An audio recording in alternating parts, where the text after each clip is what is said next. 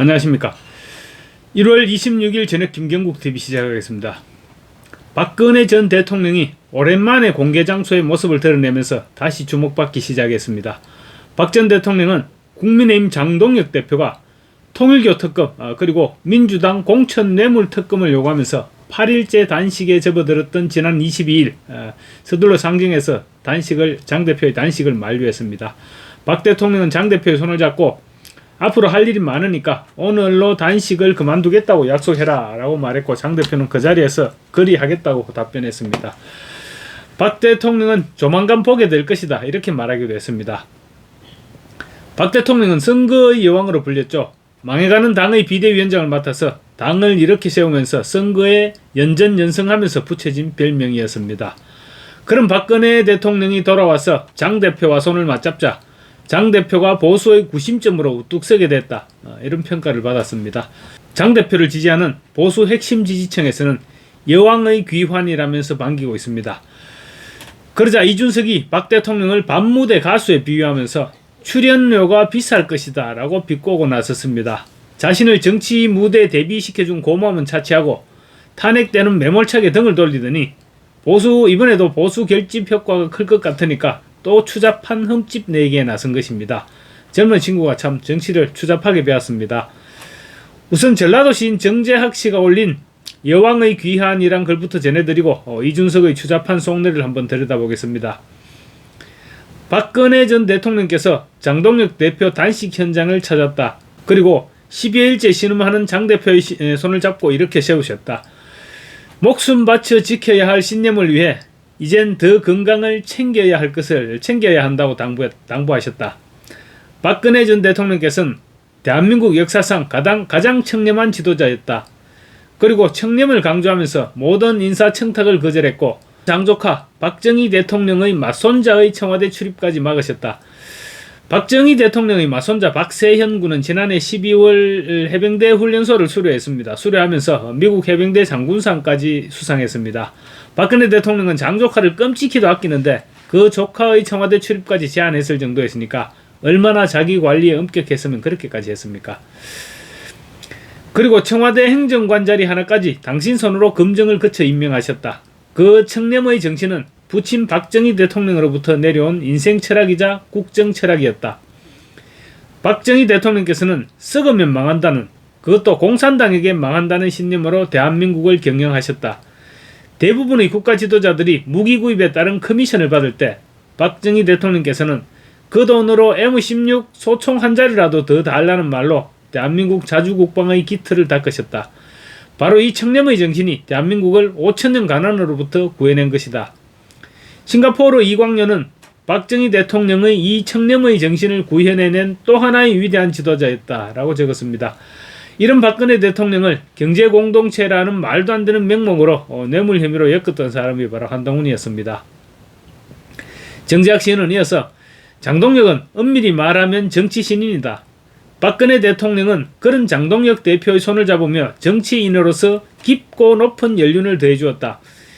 여왕은 대한민국 정치의 덕인으로 불리는 분이시다. 장동혁 대표의 손을 잡으며 그 덕을 건네줌으로써 장동혁은 참다운 보수의 맥을 잇게 되었다. 보수는 대한민국을 진보의 구렁텅이로 빠뜨리려는 민주당의 좌행을 막을 책임이 있다. 우리는 이승만 대통령께서 설계하신 자유민주의 길로 가야 한다. 박정희 대통령께서 부국 강병의 길을 열어놓았으니 이제 우리는 그 완성에 책임 있는 후인들이다. 여왕은 귀환하셨다. 여왕의 귀환으로 보수는 안정의 길로 접어들었다. 조직은 결속이 분명해졌고 당대표는 거대한 배경을 지니게 되었다. 민주당의 국힘당 해체 음모는 사라졌다. 이제 곧 윤석열 대통령은 석방될 것이다. 여왕의 등장으로 윤석열을 붙잡고 있어야 할 이유가 사라졌기 때문이다. 정치적 논리가 사라진 이상 윤석열 대통령을 붙잡고 있어야 할 사법적 논리도 사라졌다.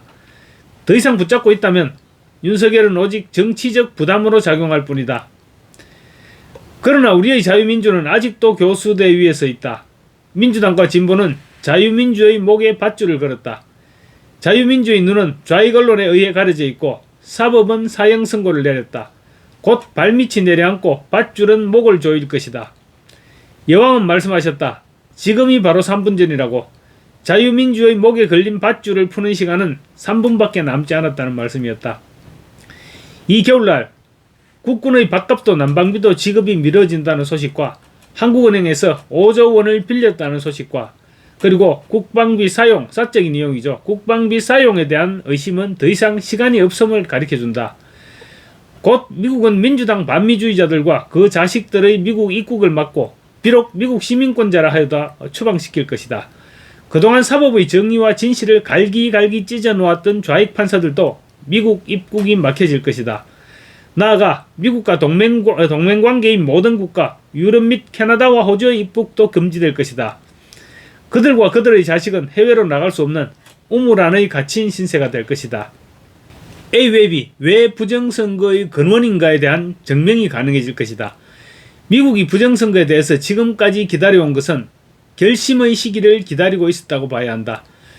미국이 한번 결심을 하면 얼마나 치밀하고 집요한지 베네수엘라의 마두로 체포 사례를 통해 잘 알려져 있을 것이다. 그와 동시에 우리의 자유민주도 교수대 위에서 내려와야 한다. 그리고 표현의 자유를 되찾아야 한다. 금수완박법을 폐지하고 사법과 언론을 정리하여 붉은 안개를 걷어내야 한다. 노란봉투법, 중대재해법, 근로자 추정제 모두 제거해야 한다. 기업을 살려야 하기 때문이다. 여왕의 명예는 회복되어야 한다. 국리의 관심법으로 여왕에게 뇌물죄를 씌운 실무자가 바로 한동훈이었다. 그리고 또 하나의 주범은 이정미의 헌법재판관들이었다. 다시 헌재 재심을 요청해야 한다. 안되면 받아들일 때까지 3심, 4심을 끝없이 요구해야 한다. 여왕의 명예가 회복되는 날이 오기를 너와 나의 자식들이 살아갈 이 땅에 더 넓은 평화가 가득하기를 기도해보자. 그날을 위해 이제 우리는 서로 자유민주의 손을 잡고 일어나야 할 때가 아닌가. 2026년 1월 26일 전라도에서 시인 정재학 이렇게 되어 있습니다. 정재학 시인의 기대는 생각만 해도 기분 좋은 기대이기는 합니다. 다만 저절로 찾아올 기회가 아니라는 사실만큼은 확실합니다. 이런 가운데 이준석이 또 초를 치고 나섰습니다. 장동혁 대표의 단식이 이어지면서 장 대표에게 힘이 실릴 것처럼 보이자 혹시 기회를 빼앗길까 봐서 그랬는지 몰라도 해외 일정을 하루 앞당겨 귀국해서 장 대표의 손을 잡았습니다. 장 대표가 단식으로 힘들게 쌓아올린 보수의 기둥 이미지에 숟가락을 올리고 싶었던 것입니다. 그런데 바로 이튿날 박근혜 대통령이 상경해서 이준석의 기대를 물거품으로 만들어버렸습니다. 그러자 이준석이 고춧가루를 뿌리고 나섰습니다. 이준석은 박 대통령이 단식장을 방문해서 장 대표의 단식을 중단시킨 것과 관련 26일 YTN 라디오에 출연해서 행사 뛰는 가수에 비유하자면 박근혜 전 대통령의 출연료는 상값이 아니다. 이에 대한 정치적 비용이 따를 것이라는 점을 장 대표와 국민의힘은 인식해야 할 것이라고 말했습니다. 꼭 박 대통령이 뭔가 대가를 바라면서 장 대표의 단식을 만류하려 대구에서 서울까지 올라왔던 것처럼 그렇게 표현한 것입니다. 견눈에는 똥밖에 더 보이겠습니까? 딱 자기 생각이 그만큼인 것입니다. 이준석은 혹시라도 박 대통령이 이번 일을 바탕으로 대구 지역 공천에 영향력을 행사하려면 적어도 대구, 경북, 영남에서 국민의힘 선거가 안정되고 나머지 지역 확장이 이루어질 수 있다는 것이 전제돼야 하는데 아니라면 선거 자체가 흔들릴 것이다 라고 말했습니다. 박 대통령의 출연 대가가 측근의 공천이 될 것이라고 보이느냐는 질문에는 지금으로서는 감이 안 잡힌다라고 말했습니다. 이미 그런 뉘앙스로 할 말은 다 해버린 상태입니다. 박 대통령이 그런 조건을 내걸 사람이 아니라는 사실은 대한민국 국민이 모두 알고 있습니다. 이준석도 누구보다 잘 알고 있습니다. 그러면서 저런 말을 방송에서 하는 것은 닳고 다른 정치 공작적인 사고방식이라고 지적하지 않을 수 없습니다. 개혁신당은 6월 지방선거에서 어디 한 군데에서도 제대로 해볼 만한 지역이라고는 없습니다. 그래서 고향인 대구를 기웃거리는 것 같은데 박 대통령이 장 대표에게 힘을 실어줘 버리니까 그게 분해서일까요? 그래서 말도 안 되는 출연료를 언급하면서 깎아내렸는지 모르겠습니다. 이준석은 특히 2016년 탄핵당한 박 대통령이 2020년 정치에 입문한 장 대표를 알 수 없기에 누군가가 이어준 사람이 있을 것이라며 그분이 어떤 식의 제안을 할지 봐야 한다라고 강조했습니다. 다분히 유영아 의원을 겨냥한 것이 아니냐는 분석도 나오고 있고 유영아 의원이 대구시장을 노리면서 박 대통령을 등장시킨 것이 아니냐 이런 의혹으로 비화되고 있습니다. 말도 안 되는 것이 박 대통령이 그런 말을 할 사람도 아니고 또 설령 그렇게 말한다고 하더라도 국민의힘에서 받아들일 수 있는 이야기도 못 됩니다. 이미 여러 주자들이 나서서 뛰고 있는데 어떻게 유영하 의원에게 덜컥 공천을 약속할 수 있겠습니까? 이준석은 또 박 전 대통령 등장으로 보수 진영 결집이 됐다는 평가에 대해서는 결집이 무슨 의미가 있는가라고 고춧가루를 뿌렸습니다. 이준석의 오늘 YTN 발언들은 그야말로 기절초풍할 발언입니다. 이준석 본인도 아니라는 것을 몰랐을 리가 없습니다. 그럼에도 저런 식의 발언을 공개적으로 내놓은 것은 닳고 다른 노회한 정치인들이나 할 수 있는 발언입니다. 적어도 박지원 정도는 돼야 부담없이 꺼내들 수 있지 않을까요? 박 대통령이 마치 지방선거 공천권을 노리고 장 대표의 단식을 중단시키려고 급거상경했던 것처럼 그런 뉘앙스를 풍긴 것입니다. 박 대통령은 자신을 정치에 입문시켜줬던 은인입니다. 20대 청년을 비대위원으로 발탁해서 날개를 달아줬던 장본인입니다. 그랬다면 탄핵 정국에서 한번 배신했던 것으로 끝내야 했습니다. 물론 그때는 배지도 아니기는 했지만 이준석은 탄핵을 찬성하는 일파들과 손잡고 박 전 대통령을 비난했었습니다. 그러더니 10여 년 만에 국회를 처음 방문한 박 대통령을 향해서 출연료 운운하면서 깎아내리기에 여념이 없는 것입니다. 이준석의 이 같은 행동들은 역으로 장 대표를 중심으로 한 보수 결집이 두드러지고 있다는 뜻으로도 받아들여집니다.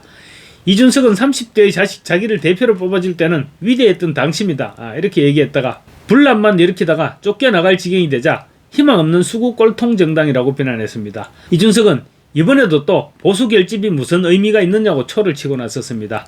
자기 것이 아니다 싶으면 일단 파괴하고 보겠다는 심성이 아닌가 싶습니다. 공동투쟁을 하자고 해놓고는 자기는 의원 외교한다고 중남미로 떠났다가 장 대표 쪽으로 사람들이 쏠리니까 서둘러 귀국해서는 한다는 말이 출연료가 어떻다느니 보수 결집이 의미가 없다느니 하는 저따위 말들을 내뱉으면서 흠집내기에 열중하고 있는 것입니다. 이러니까 이준석이가 네 가지가 없다는 말을 듣게 되는 것입니다. 돌이켜보면 만약에 이준석이 당에 남아있었더라면 이준석의 한동훈의 당이 문을 닫아도 10번은 더 닫지 않았을까요? 이러니 당원들이 한동훈뿐만 아니라 이준석에도 이를 갈고 있는 것입니다. 여러분은 어떻게 생각하십니까? 댓글로 남겨주시고 구독과 좋아요 그리고 알림 설정으로 함께 해주십시오. 감사합니다.